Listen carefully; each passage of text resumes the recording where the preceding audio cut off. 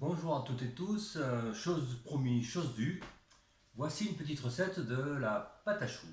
Vous pourrez l'utiliser pour du sucré ou pour du salé. Elle n'est pas typée. Donc voilà, pour du sucré, il faudra rajouter un peu plus de sucre, du sucre. Et pour une pâte à choux salée, la saler un petit peu plus, voilà, tout simplement. Donc pour la recette, il vous faut 25 centilitres d'eau, 100 g de beurre, 125 g de farine tamisée, une pincée de sel et 4 œufs. Donc il vous faut mettre l'eau dans une casserole avec une pincée de sel. Vous y rajoutez le beurre.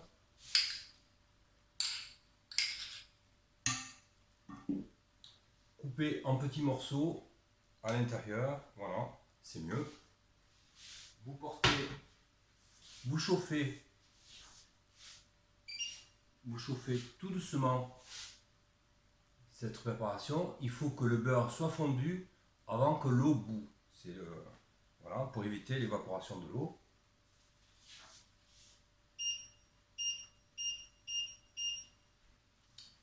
Voilà. Quand l'eau bout et quand le beurre est entièrement fondu comme ça, donc je vais attendre que l'eau bout complètement. Hors du feu, vous rajoutez la farine à une seule fois et vous remuez énergiquement. Voilà, l'eau au bout, je sors du feu et je rajoute les 125 g de farine. Voilà, le feu n'est pas content, écrit ça douleur. Hop, voilà. Hop, faire attention, ça peut gicler un petit peu comme c'est bouillant. Voilà, remuer que ça fasse une pâte homogène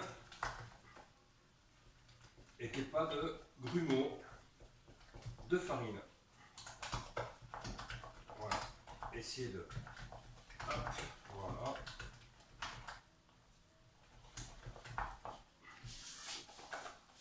voilà. Voilà le pâton que ça doit faire, quelque chose d'assez compact.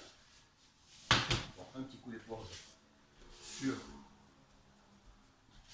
le feu. Voilà. Après, vous remuez un petit peu pour que le pâton sèche un petit peu. Il n'attache pas au bord. Voilà. Comme ça, vous voyez, ça n'attache pas du tout.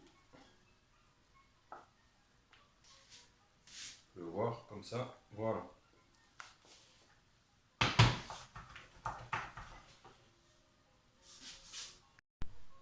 J'ai oublié de me présenter, je suis François, enfant de Gaïa. Je suis là pour apporter du renouveau dans un monde bienveillant.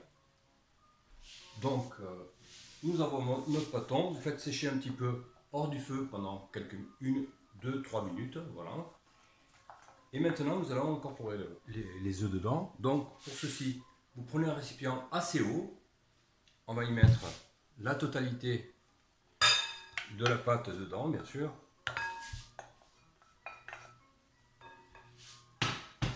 Voilà.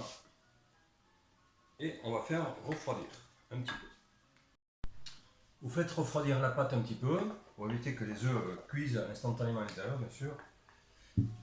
Vous cassez les œufs un par un dans un petit ramequin, pour éviter qu'il y ait des coquilles par exemple, ou qu'un œuf soit pas en très bonne santé, je dirais. Voilà. Donc l'œuf entier à l'intérieur de la préparation du bâton. Vous remuez tout doucement au début, parce que ça risque de partir à l'extérieur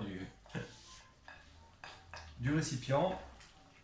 Et plus petit à petit, il faut que la totalité de l'œuf soit incorporée à l'intérieur. Voilà, vous remuez de plus en plus fort pour que l'œuf s'incorpore. Voilà.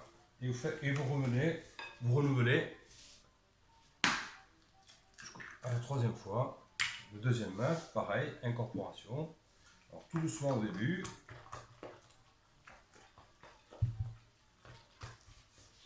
Vous pouvez vous aider d'une spatule plastique pour mieux récupérer la totalité de la pâte.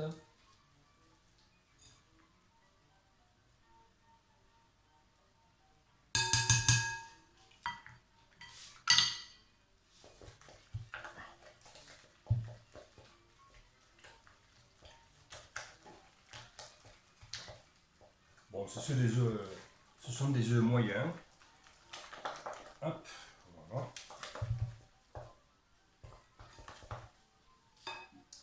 Et le troisième œuf,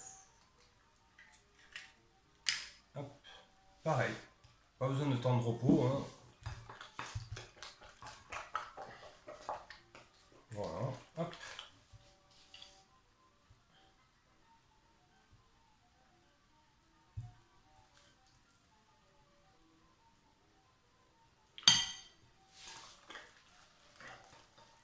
Même technique pour les deux premiers, hein. Incorporation tout doucement au début pour éviter la mettre de partout.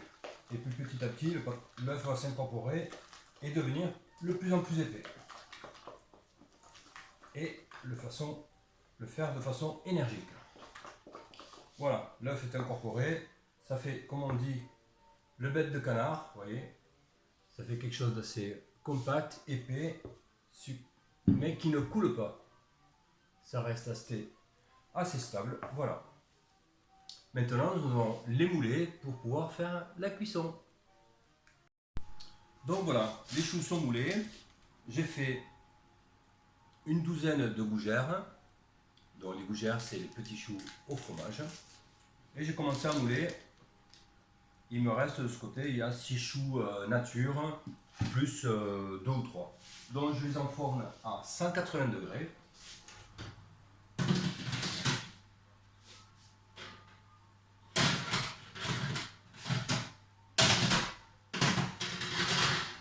Donc c'est un four électrique à charge tournante.